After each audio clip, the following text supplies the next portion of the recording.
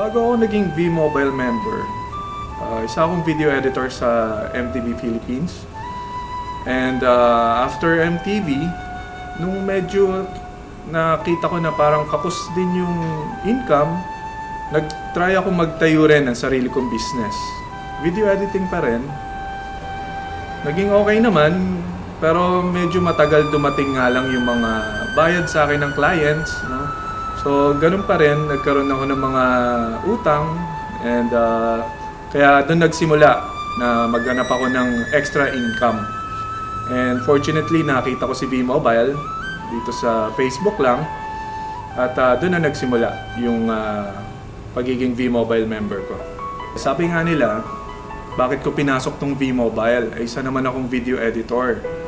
So sa akin naman, sabi ko, kung nakita mo naman yung opportunity, lilinyahin mo talaga yan, di ba?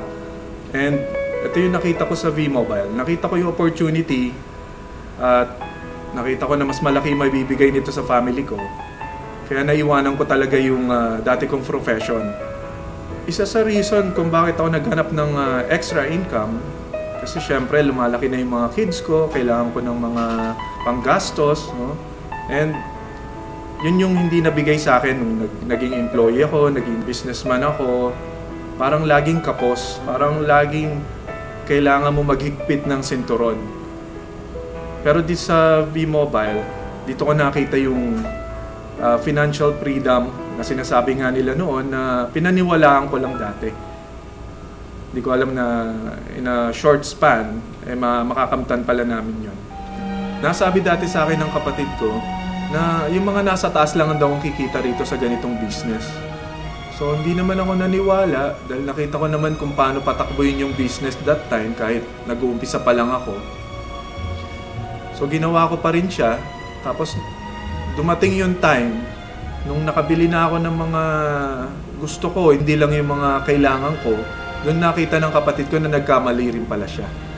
And natuwa ako dahil nung nakita niya yung pagbabago sa buhay ko, sumali na rin siya.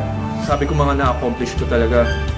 Yung mga utang ko, nabayaran ko talaga sa credit cards, yung 3 credit cards ko na maxed out na.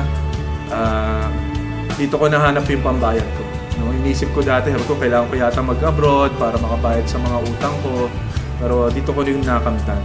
Pero masigit pa pala yung bibigay niya sa'yo pag yung talagang tinrabaho mo mabuti. Yung family ko, ang regalo ko na galing sa V-Mobile para sa kanila, yung nadala ko sila sa ibang bansa.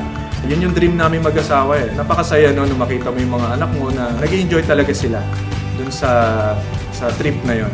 After nun, yung dream namin na mag-asawa na makapag-honeymoon, dahil di talaga kami nakapag-honeymoon after namin ikasal, dahil kulang nga yung budget eh.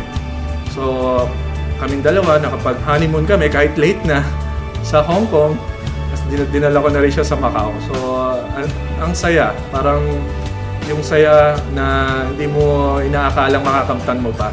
Dito lang pala yon sa V-Mobile. Kung alam mo kung bakit mo kailangan gawin yung business, meron kang rason. Like for sa akin, yung family ko. Yun yung magiging lakas ng loob mo para gawin tong business na to. Kahit anong sabihin nila, hindi ka talaga matitinag, hindi ka agad masisiraan ng loob. Dahil alam mo, yung reason bakit mo kailangan gawin yung business. Dahil alam mo naman na tama yung kinalalagyan mo, alam mo tama ginagawa mo. Yun yung magpupush sa'yo para maging successful ka. Sa mga gustong sumali sa V-Mobile, isa lang masasabi ko sa inyo, kung sasali kayo, make sure na buo yung kalooban nyo, na gusto nyo talagang gawin yung business, hindi dahil sumali yung kaibigan nyo, sasali na rin kayo. So dito, kailangan nyo rin naman pagtrabahuhan talaga. Wala namang magic dito eh. So kung dito talagang gawin mo ng tama, may resulta talaga may ibibigay sa si V-Mobile. Tuloy-tuloy lang nila talaga yung business. Pag sila uminto, kahit anong rejection, objections yung makuha nila, gawin nilang lesson yun. Para sa akin, ginawa kong challenge yun eh. Masasabi ko siguro na nasubukan ko na to, and ang laki nung nabigay sa akin, sa pamilya ko.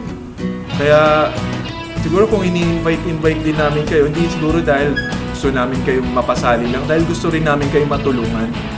And kung susubukan nyo lang din naman, kung gagawin nyo rin naman ng tama, tiyak naman yung magiging tagumpay nyo rito sa V-Mobile.